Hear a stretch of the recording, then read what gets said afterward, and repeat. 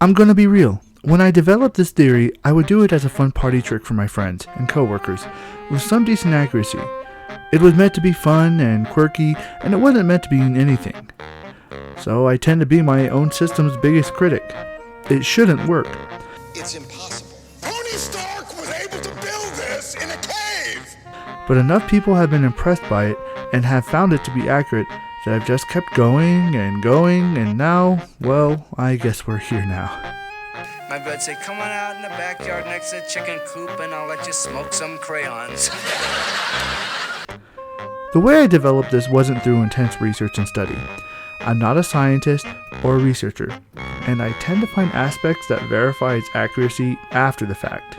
In 1969, Brent Berlin and Paul Kay studied 20 different languages from around the world and the words they have for different colors. They identified a total of 11 basic color categories: white, black, red, green, yellow, blue, brown, purple, pink, orange, and gray. That being said, there is a core assumption that I used when I made this, that the way we associate emotions is universal. When I smile because I'm happy, I'm assuming that when you're happy and you smile, that sensation or emotion of happiness is the same between us. We speak different languages. Huh?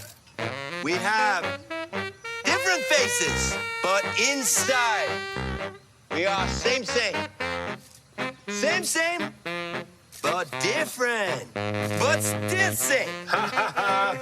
Oh, thank you. Konnichiwa. There are two main universal flaws that are present in every personality system. The first is that technically personality is theoretically infinite.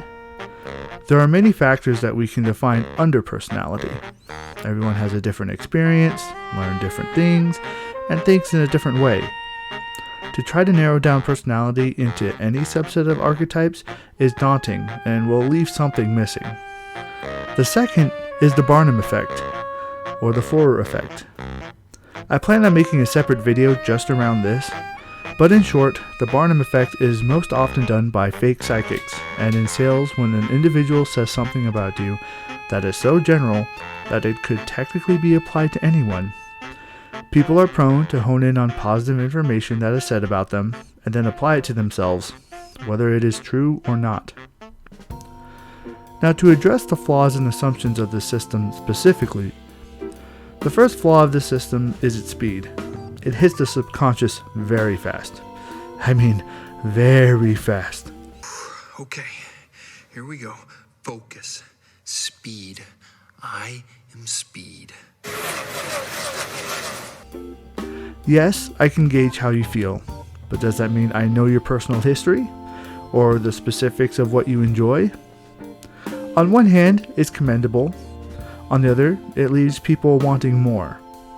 This system can't really tell you what to do with your life, or how to go from here to there. It only shows where the problems occur, and it doesn't say anything about how to fix it. The second flaw is the lack of data. Yes, while there is less confusion on how much information we need to be cross-examined, at least there is data to actually examine. The more colors people tell me, the more into their mind I get. But what if someone only likes one or two colors? It leaves me pretty empty and clueless. There's nothing here. And remember, everyone feels every emotion. Just because you exhibit the attributes of the colors you listed, doesn't mean you can't exhibit attributes of colors you haven't listed. Am I actually stating your emotional state, or just highlighting emotions that you never recognized? The third flaw is replication. In order to do this well, it's best to understand how thoughts and feelings flow together. If I think of a specific thought in a certain scenario, what is the most likely emotion to be created from this event? And what type of thoughts will these emotions then create afterward? This mustn't register on an emotional level. First, distract target. Then block his blind jab. Counter with cross to left cheek. Discombobulate. Dazed, will attempt wild haymaker. Employ elbow block. And body shot. Block feral left. Weaken right jaw. Now fracture. Break cracked ribs. Traumatize solar plexus. Dislocate jaw entirely. Heel kick to diaphragm. In summary, ears ringing, jaw fractured, 3 ribs cracked, 4 broken, diaphragm hemorrhaging. Physical recovery 6 weeks. Full psychological recovery 6 months. Capacity to spit it back of head neutralized. I've been able to help a couple people learn the ropes, but it's not a bulleted system. Like learning a language, there is a lot of slang and interpretation that needs to happen to be able to read between the lines. This is very important. You have to get the little girl a new unicorn toy. Eh? Papoy? Akala na papoy? No. Papoy. Ah! Papoy! Hey, a toy. Papoy. The fourth flaw is accuracy. While the data I've gathered for the system is incredibly accurate for how little information I need, it's still not perfect. My general goal is to hit above 70% accuracy.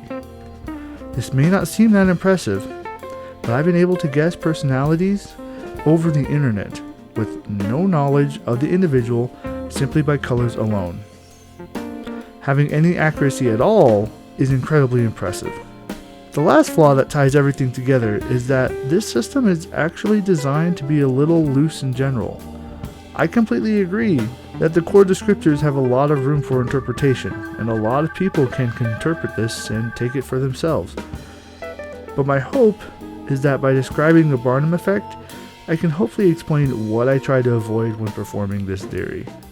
But that will be a video for another time. Thank you for watching.